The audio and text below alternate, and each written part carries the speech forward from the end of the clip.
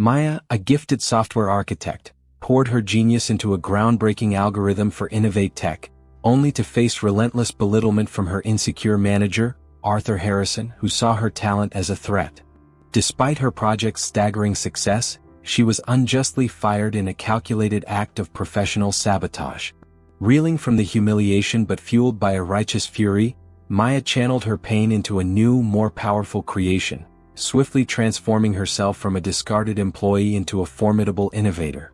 Her journey culminated in a dramatic return to the very boardroom where she had been dismissed, now sitting at the table as a new investor, ready to expose her former manager's incompetence and reclaim her rightful place. This time she held all the power, ready to rewrite the rules entirely. If you liked the video and subscribe to the channel, let's move on to our story. Enjoy watching.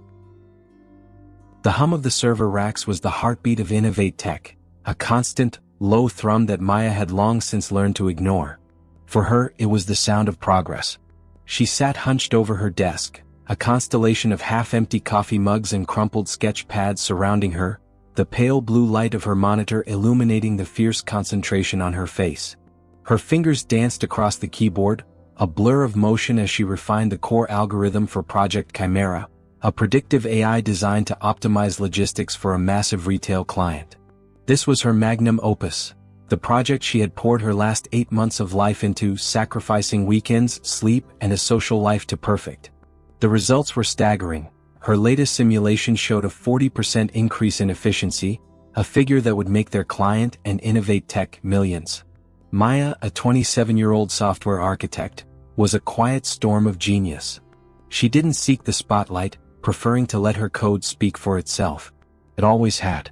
She'd started at InnovateTech fresh out of a demanding computer science program, and within a year she had climbed the ranks faster than anyone in the company's history. Her success was a testament to her talent, but it also painted a target on her back. Specifically, a target for her manager, Arthur Harrison. Arthur was a man who measured his own success by the size of his ego. He had a penchant for expensive suits, a booming laugh he used to punctuate his own mediocre jokes, and a deep-seated belief that his position was a divine right. He saw Maya not as a brilliant asset, but as a challenge to his authority. Her rapid ascent and undeniable talent threatened his carefully constructed illusion of being the smartest person in the room. He couldn't fire her, not yet anyway. Her performance metrics were too good, so he resorted to a slow, insidious campaign of belittlement. It was a constant drip of condescension, designed to erode her confidence and remind her of her place. The latest incident had been just that morning. Maya had presented her newest findings on Project Chimera, the 40% efficiency boost. The room had been buzzing with impressed murmurs. The client's representative, a stern woman who rarely smiled, had even broken into a genuine grin. Arthur, however, had been conspicuously silent. When it was his turn to speak, he hadn't praised the work. Instead, he had cleared his throat and said, "Well, Maya, the numbers are certainly present. But let's not get ahead of ourselves. These are just simulations and we all know how those can be. It's easy to make a computer tell you what you want to hear. Let's see how it performs in the real world before we start popping champagne corks." The temperature in the room had dropped instantly. The client's smile had vanished. Maya had felt a hot flush of shame and anger crawl up her neck. She had spent weeks on those simulations, meticulously verifying every variable. She had stress-tested the algorithm against every conceivable real-world scenario. Her work was impeccable. Yet, Arthur had dismissed it with a wave of his hand, planting a seed of doubt where none had existed.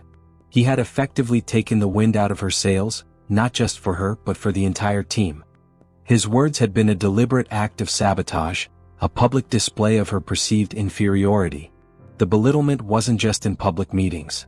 It was the constant stream of emails with unnecessary CCs, critiquing minor formatting errors in her reports. It was the way he would lean over her shoulder, his voice a low rumble, asking if she was sure her code was robust enough. It was his refusal to approve her requests for additional server time, forcing her to work during off hours when the system was less busy. Each action was a small cut, intended to make her bleed out slowly. Later that same day, Maya had returned to her desk, the glow of the monitor now feeling cold and alien. The buzzing of the servers seemed to mock her, a reminder of the machine she was pouring her life into, only to have her efforts dismissed by a man who couldn't read her code, let alone write it. She felt a profound sense of exhaustion, not from the long hours, but from the constant battle against his negativity. She was fighting against a phantom, a whisper of doubt that he was weaving into the fabric of her professional life. Maya had spent her career believing that hard work and talent would always win out. She was meticulous, dedicated, and brilliant. But she was slowly realizing that at InnovateTech, under Arthur Harrison, those traits weren't enough. The rules of the game were rigged and she was playing with a stacked deck. A new, dangerous thought began to take root in her mind. What if he wasn't just trying to make her feel small? What if this was all leading up to something much, much worse? The thought sent a shiver down her spine, and for the first time in her career she felt a genuine sense of dread. The air in the office felt thick, heavy with unspoken malice. She knew with a certainty that chilled her to the bone, that the game was about to change. The chill of the server room had seeped into Maya's bones, and it wasn't just from the air conditioning. It was the icy premonition that had settled in her stomach, a heavy dread she couldn't shake. She had tried to immerse herself back in her code, to lose herself in the logical elegance of her algorithm, but the lines of text blurred into a meaningless jumble. Every click of the mouse, every tap of a key felt like a hollow gesture. She glanced at the clock, its numbers a stark, digital reminder of the minutes ticking by, each one bringing her closer to some unknown, inevitable end. It came not with a bang but with a buzz. Her internal message app flickered with a notification from Arthur Harrison's assistant. Mr. Harrison would like to see you in his office at your earliest convenience. The phrasing was a calculated nicety, a thin veil over the sharp edge of its intent. There was no please, no could you. Was a summons. Maya stood, her movements stiff and mechanical, her gaze sweeping over her desk.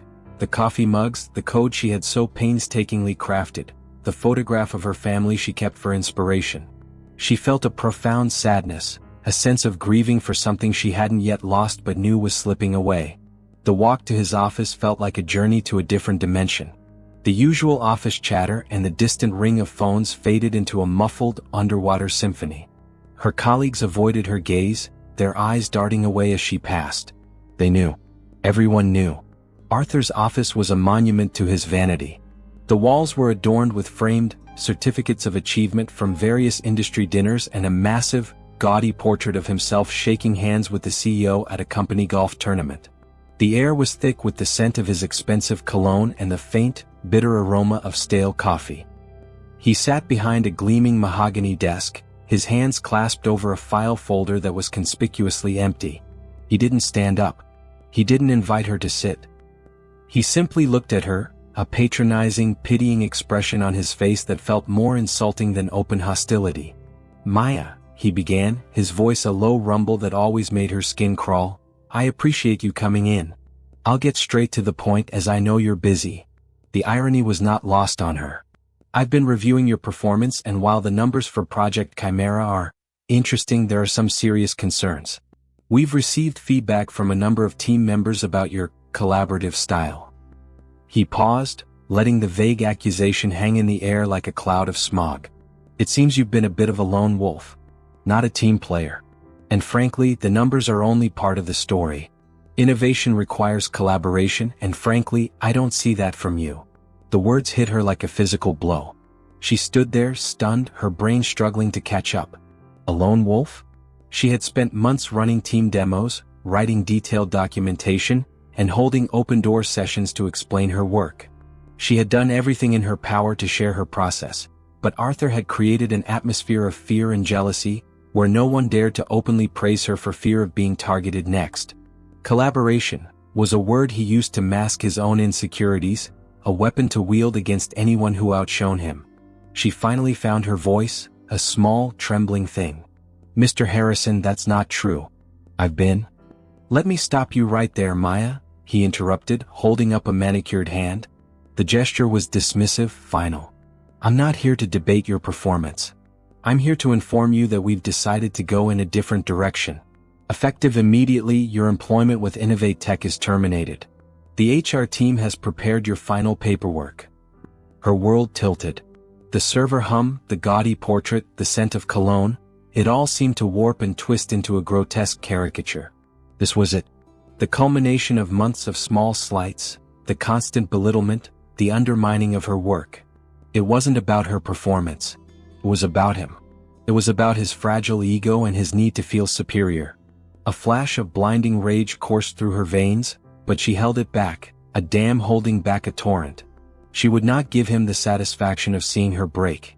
She simply nodded, turned, and walked out of the office. The walk back to her desk was 100 times longer than the walk to his office. She felt exposed, vulnerable, as if she were walking naked through the cubicle maze. She packed her things, the coffee mugs, the sketch pads filled with the blueprints for her dreams, the photograph of her family. Her hands trembled, not from fear, but from a barely contained fury. A young HR representative, a nervous young man who looked barely old enough to shave, waited by her desk. He took her badge from her, his eyes full of a mixture of pity and apology. The moment she stepped out of the glass doors of InnovateTech and into the warm afternoon sun, something inside her shifted. The air, heavy and stagnant inside, now felt fresh and alive. The initial shock gave way to a cold, razor-sharp clarity. The shame, the hurt, the anger, it all coalesced into a single burning purpose. He had taken her job, but he couldn't take her talent. He had tried to break her, but all he had done was forge her into something stronger. She looked back at the imposing, sterile building, a monument to a company she had once believed in, and saw it for what it was, a tomb for mediocrity. The game wasn't over. It had just begun. And she was no longer a player. She was the one who was about to change the rules. The afternoon sun, so warm and promising on her skin, felt like a cruel joke. Maya stood on the concrete steps outside InnovateTech, the glass doors a shimmering, unforgiving wall behind her. The weight of her box of belongings, coffee mugs, a few cherished books on coding theory, and the crumpled sketch pads, felt like a physical manifestation of her shattered professional life. Her heart pounded a furious, rhythmic drum against her ribs, a mix of humiliation and a white-hot rage she had never experienced before. For months, Arthur Harrison had chipped away at her, but she had always held on to the belief that her work would be her shield. He had just proven her wrong. Her brilliant work, her late nights, her dedication, it had all been for nothing. A profound silence descended upon her as she hailed a rideshare. Inside the quiet car, she felt the emotions that had been locked away during her walk of shame finally begin to surface. The tears came unbidden, hot and stinging, blurring the passing cityscape into a watercolor smudge. It wasn't the loss of the job itself that hurt so deeply, it was the injustice of it, the cold, calculating way she had been dismissed, her talent and integrity casually thrown aside for the sake of a petty man's ego. She was crying for the version of herself that believed the world was fair, that hard work always paid off. That person was gone, a casualty of Arthur's malice. As the car pulled up to her apartment building, a quiet, almost dangerous calm settled over her. The tears stopped. The rage didn't vanish, but it cooled, hardening into a cold, diamond-sharp resolve. She carried the box inside, the mundane act of unpacking her desk feeling like a funeral for her past. She put away her things, each item a relic of a life she no longer had. Then she sat on her couch, stared at the blank wall, and pulled out her phone. There was only one person she could call. Adrian was a former professor, now a titan in the venture capital world. He was a no-nonsense man who had seen her raw talent early on and had been a fierce, albeit distant, mentor ever since. He picked up on the second ring, his voice a gravelly, familiar sound. "Maya? It's been a while. You sound different. What's wrong?" The words tumbled out of her in a rush, a fragmented, angry torrent of her firing, the baseless accusations, and the months of relentless belittlement. She expected sympathy, a shared sense of outrage. She got something else entirely. "Harrison," Adrian said, his voice flat. "I should have known. He's been doing this for years. A bottom feeder who preys on talent he can't replicate. He has a knack for pushing out the best and taking credit for their work. I've seen it happen to at least 3 other people who worked for him." Maya felt a jolt of both validation and fresh fury. It wasn't just her. This was his pattern, a sickness he had been allowed to get away with for too long. "He said I wasn't a team player. He said my work was interesting, but not a success." Adrian let out a short, humorless laugh. The man couldn't code his way out of a paper bag. He's a management suit with a gift for buzzwords. You, on the other hand, are a genius. That algorithm you've been working on, the one for Project Chimera? I've heard rumblings about it. The numbers are a game changer. It's his now, Maya said, a bitterness she hadn't known she possessed lacing her voice. He'll take all the credit, put his name on it, and InnovateTech will reap the benefits. Not necessarily, Adrian said, his voice dropping, becoming more conspiratorial. The code in their system belongs to them. But the idea, the architecture, the mathematical principles that make it tick, that's in your head. That's your intellectual property. You can't unknow what you know, Maya. InnovateTech owns the car, but you design the engine. You can build a new one. Maya's mind, which had been a storm of chaos moments before, suddenly became a perfectly still lake. Adrian's words were a lifeline, a new and unexpected path.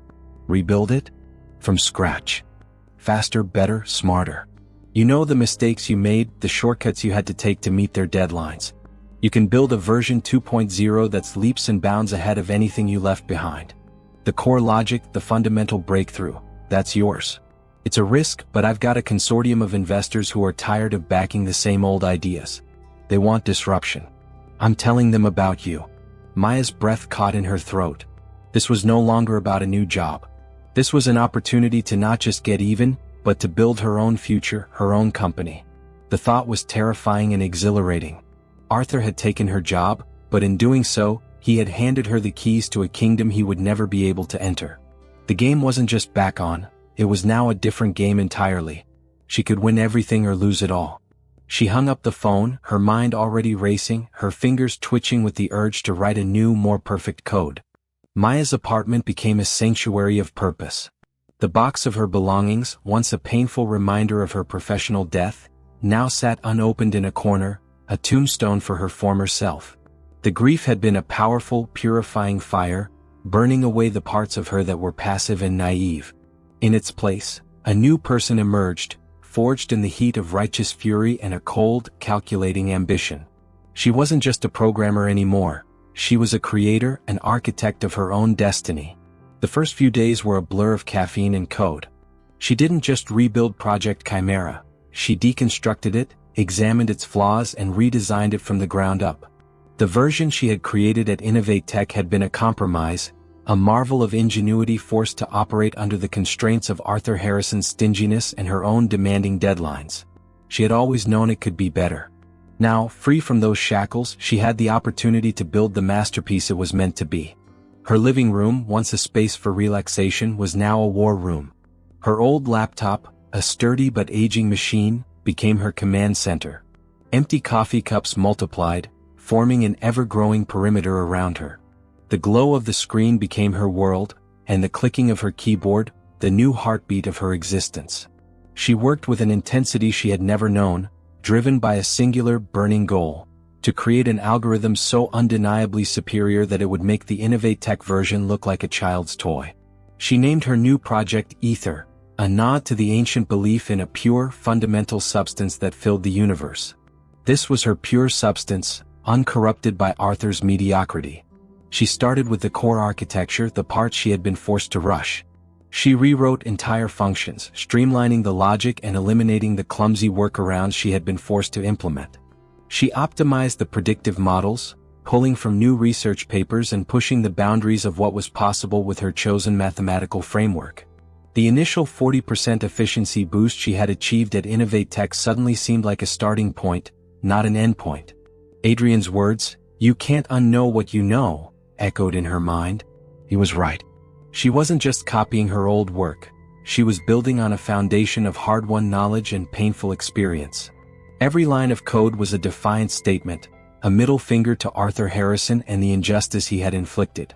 She worked through the nights, the city outside her window fading from a vibrant urban landscape to a silent, sleeping grid of lights. She ate when she remembered to, and slept only when her body demanded it, waking with a new idea already forming in her mind. The humiliation of her firing fueled her, turning her into a machine of relentless creativity. Weeks passed in this intense, solitary pursuit. Adrian would check in periodically with short, encouraging texts, but he gave her the space she needed. He knew she was in a flow state and he respected the process.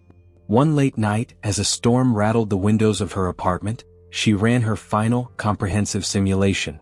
She had pushed Aether to its limits, feeding it a staggering amount of mock data, far more complex than anything InnovateTech's clients would ever throw at it. She held her breath, her heart pounding a frantic rhythm, as the numbers populated on the screen. The results were breathtaking. Aether had not just beaten her old algorithm, it had shattered it. The efficiency boost was now a staggering 68%, a number that was almost unheard of in the industry. Her mind, already exhausted, suddenly cleared. It was complete. This wasn't just a good idea anymore. This was a market-disrupting force. This was a company maker. The fire in her had now become a quiet, confident certainty. She had not only survived, she had transcended. Just as the thunder rumbled in the distance, a new text message buzzed on her phone. It was from Adrian. The investors are ready. InnovateTech's next board meeting is in 3 days. They've invited a small group of potential partners to observe. I got us an invitation. The message ended with a single line: it's time to show them what they lost. The game was no longer a personal vendetta, it was a high-stakes chess match, and Maya had just created her queen. The meeting room was a stark and elegant contrast to Maya's cluttered apartment. A single, polished mahogany table dominated the space, surrounded by plush leather chairs. The floor-to-ceiling windows offered a breathtaking view of the city, a sprawling landscape of steel and glass that had once represented a distant, unattainable world to her. Now it was simply the backdrop for her new reality. Adrian sat across from her, his hands steepled under his chin, his expression a mixture of professional focus and fatherly pride. He had the calm demeanor of a general before a battle, and Maya felt a surge of confidence just being in his presence. "They'll be expecting you to be broken," Adrian began, his voice low and steady. "They'll expect you to be looking for a new job, maybe at a competitor. What they will absolutely not be expecting is for you to walk in there as an investor. It's the ultimate checkmate." Maya's hands, which had been clenched in her lap, relaxed. She nodded, her mind already running through the possibilities not of the code but of the social dynamics. "Arthur will be there. He'll present his version of Chimera. He'll take credit for it. I know his routine." Adrian smiled, a thin, knowing curve of his lips. "Exactly. And we'll let him. We won't say a word. We'll sit quietly, listen patiently, and let him dig his own grave. The less you say initially, the more power you hold. You're no longer a subordinate trying to be heard. You're a potential partner evaluating a business proposition. It's a completely different dynamic." They spent the next few hours meticulously planning their attack. Adrian had procured a detailed agenda for the board meeting.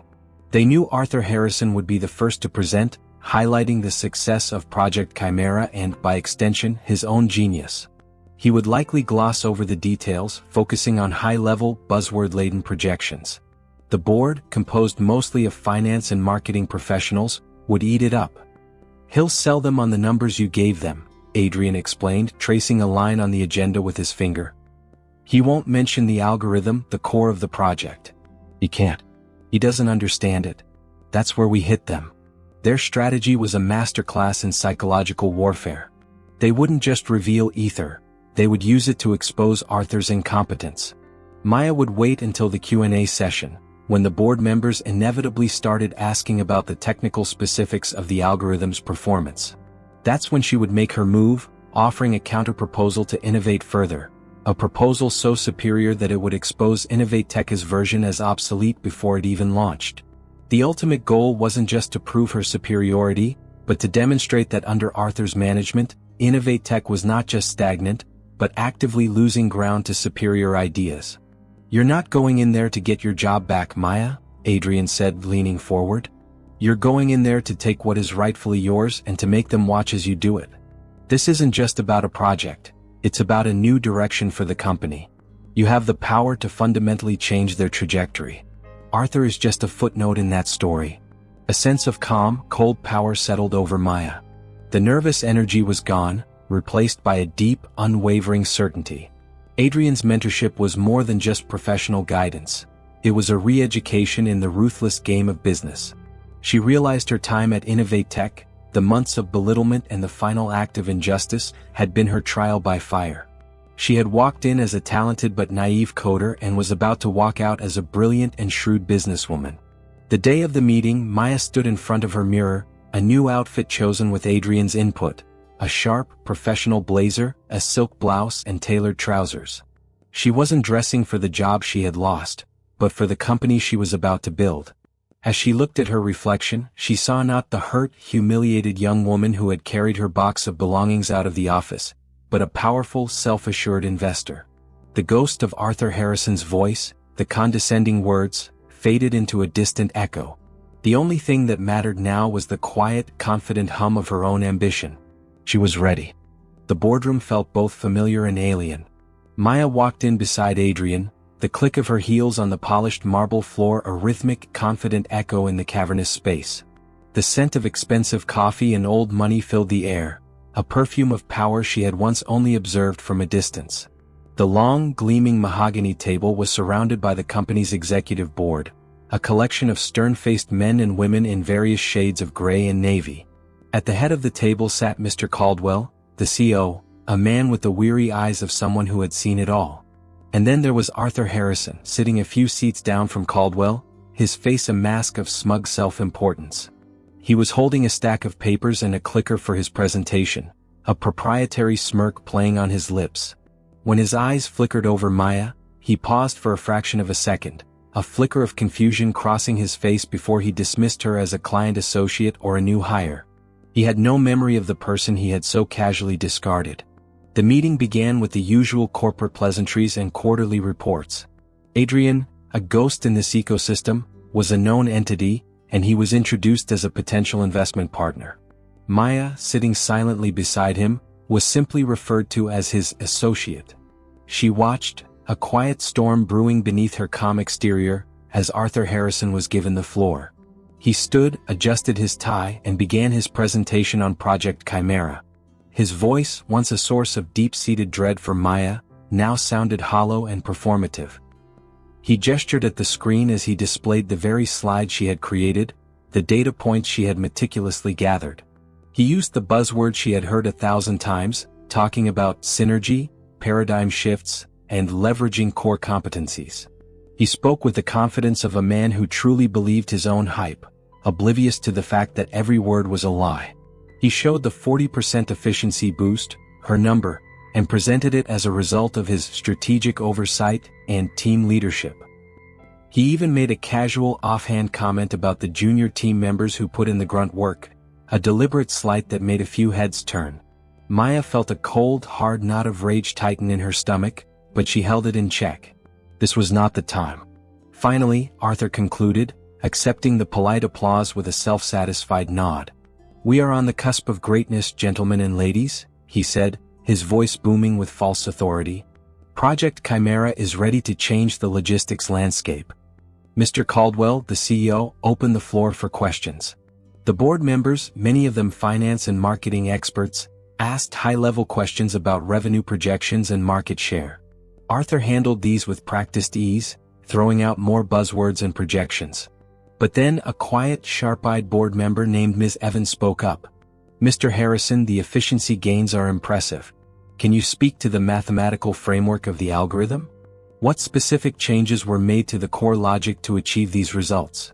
A palpable shift occurred in the room. The question was technical, specific, and beyond Arthur's scope. The smirk on his face faltered. He cleared his throat. "Ah yes, well Ms. Evans, that's a bit in the weeds. Our brilliant team of engineers handled those details. It's proprietary. But rest assured, the framework is incredibly robust." He smiled, but it was a desperate, panicked thing. Ms. Evans, however, was not appeased. "Robust is a subjective term, Mr. Harrison. Can you provide a more tangible explanation? Perhaps a comparison of the old model's latency versus the new?" Arthur was sweating now. He fumbled with his clicker, stammering for a moment. This was the opening they had been waiting for. Adrian leaned forward, his voice a calm, smooth counterpoint to Arthur's panic. "Pardon me, Mr. Caldwell.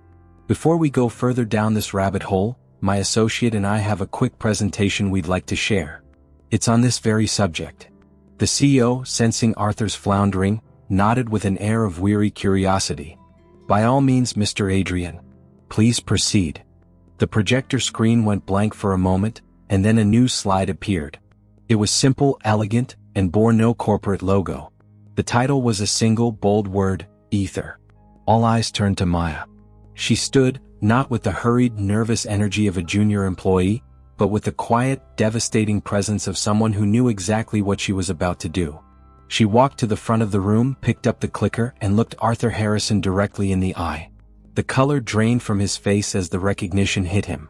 He saw the person he had fired, and in her eyes he saw the death of his professional life.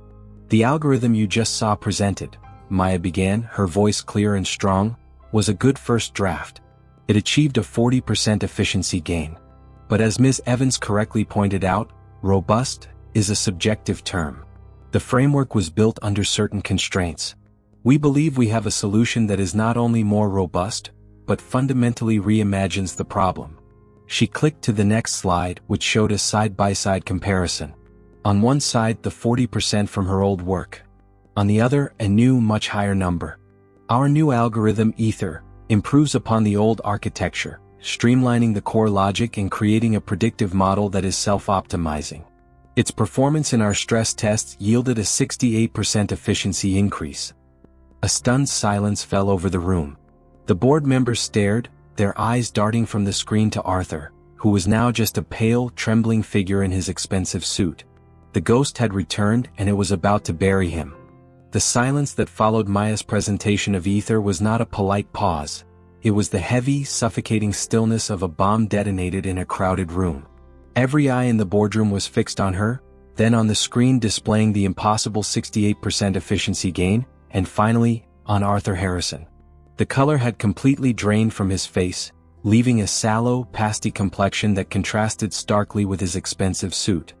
He was frozen, a statue of a man whose world had just been irrevocably shattered. The smirk he had worn moments before had vanished, replaced by an expression of pure, gut-wrenching terror. The first to break the silence was Mr. Caldwell, the CEO. He leaned forward, his weary eyes suddenly sharp and alert. "Miss Maya," he said, his voice surprisingly calm. "Did you say 68%? And is this your intellectual property?" Before Maya could respond, Arthur found his voice, a high-pitched, desperate squeak. "This is ridiculous. This is an employee who was recently terminated for insubordination. She has no right to be here. This is a theft of company resources. She's taking credit for my work." The accusation, so familiar and so baseless, felt hollow in the sterile air of the boardroom. Maya looked at him, not with anger but with a cold, almost clinical pity. She turned her attention back to the CEO. "Mr. Caldwell, I was terminated under false pretenses. The work I just presented, Aether, was created independently, on my own time and on my own equipment, after my employment with InnovateTech was unjustly ended. It is an entirely new algorithm, built from the ground up, using a superior mathematical framework. The core principle of the predictive model, however, is a foundational breakthrough I made while at this company. The code you now have is a very early, very primitive version of what I'm offering today." Ms. Evans, the sharp-eyed board member, spoke up again. "And you're claiming that this new algorithm, this Aether, can achieve nearly a 30% increase in efficiency over the one just presented by Mr. Harrison?" "Yes," Maya said, her voice unwavering. "And the latency is 50% lower, making it ideal for real-time logistics. The system is also designed to be self-learning, improving its own predictive accuracy with every new dataset. The version Mr. Harrison showed you is a static model that will become obsolete within months without constant, intensive manual updates.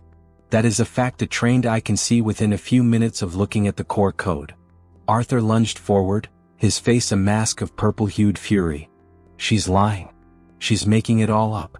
You can't just rewrite an algorithm like that in a few weeks. It's impossible. She's just trying to steal our project." "Arthur, sit down," Mr. Caldwell said, his voice a low, dangerous rumble. The CEO's gaze was now fixed entirely on his disgraced manager. "The numbers you presented were impressive. But you couldn't answer a single technical question about them. You couldn't tell us the difference between a static and a self-learning model. This presentation from Ms. Maya, on the other hand, is a masterclass in the technical details of the project you were supposedly leading." Arthur sank back into his chair, his body trembling, his face an ashen picture of defeat.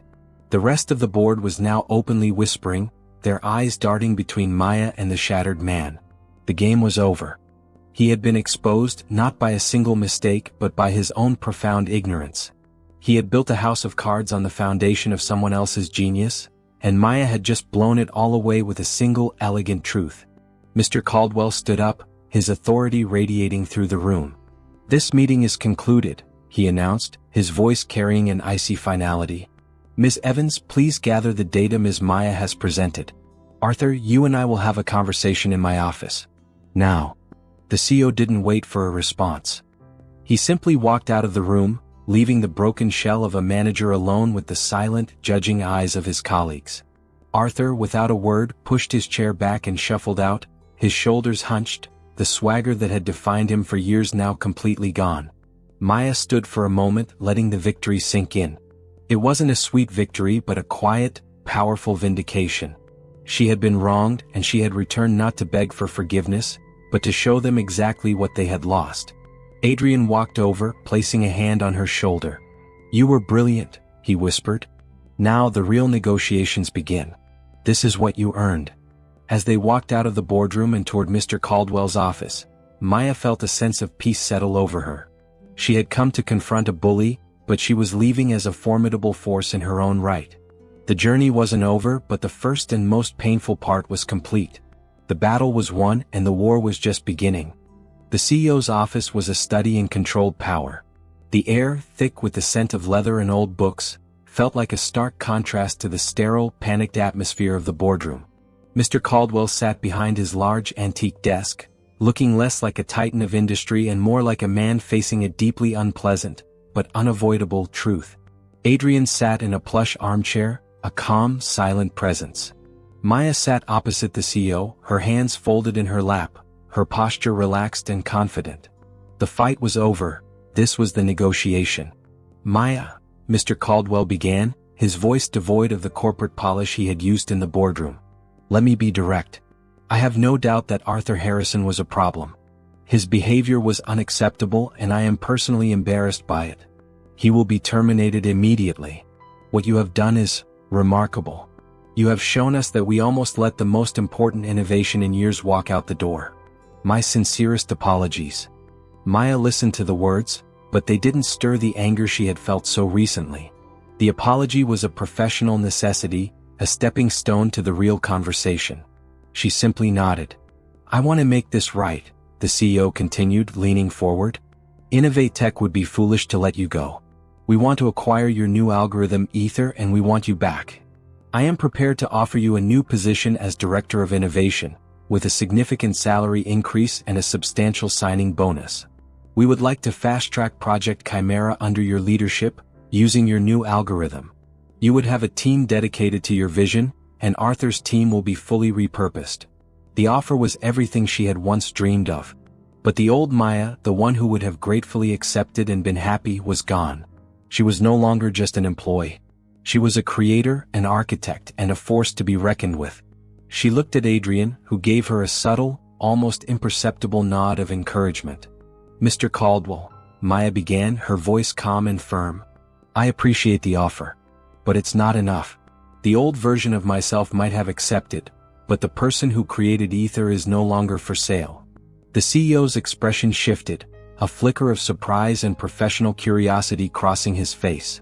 "What are you suggesting?" "I'm not just selling an algorithm," Maya explained. "I'm selling a vision. Aether is more than just code, it's a new way of thinking about problem solving. My proposal is not to come back as an employee but as a co-founder. I will lead a new subsidiary of InnovateTech Aether Systems. It will be an independent entity that is 51% owned by InnovateTech, but I will retain the remaining 49%.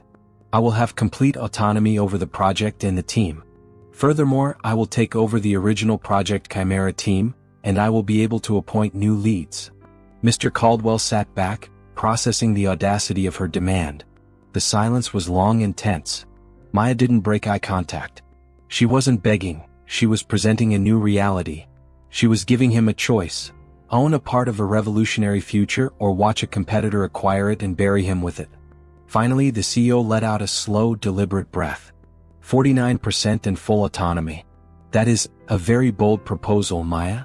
It's the value of Aether, she stated simply. And it's the value of not having to waste another decade dealing with another Arthur Harrison. A hint of a smile touched Mr. Caldwell's lips. He understood. This wasn't just about money or a job, it was about power, control, and a final, undeniable vindication. He looked at Adrian, who gave a definitive shrug. The CEO picked up a pen and without another word, he wrote a single word on a fresh piece of paper: deal. Maya stood up, a quiet sense of triumph settling in her chest. She had walked out of InnovateTech as a discarded employee and was now walking back in as a partner, a co-founder, and a force of change. She had taken her pain and her brilliance and forged them into a weapon, a tool that had not just won her a battle but had changed the entire playing field. The game was over. She hadn't just won, she had rewritten the rules entirely. The new architect of InnovateTech had arrived. Thank you for listening. Don't forget to subscribe to the channel and like the video.